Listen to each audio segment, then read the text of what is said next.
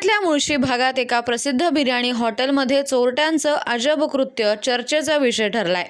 भूक भागवण्यासाठी मुळशीतलं प्रसिद्ध बिर्याणी हॉटेल फोडत हॉटेलच्या किचनमध्ये तिघे जण तोंडाला मास्क लावून घुसले।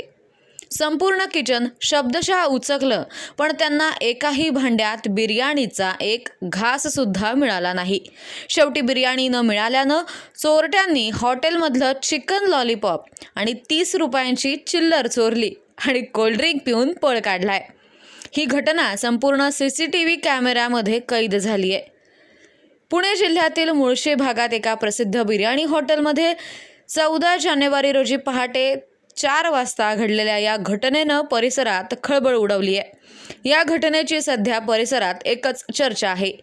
हॉटेल मालकांनी या प्रकाराबाबत पोलिसात तक्रार दाखल केली। पोलिसांनी फुटेज ताब्यात घेतलं असून चोरट्यांचा शोध सुरू आहे।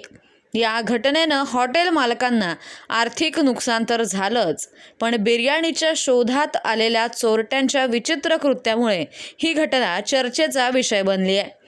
मुळशी भागातील हे हॉटेल बिर्याणीसाठी प्रसिद्ध असून अनेक ग्राहक इथे येतात। या घटनेनंतर हॉटेलमध्ये सुरक्षा व्यवस्था वाढवण्याचा निर्णय घेण्यात आला आहे। पोलीस तपास सुरू आहे।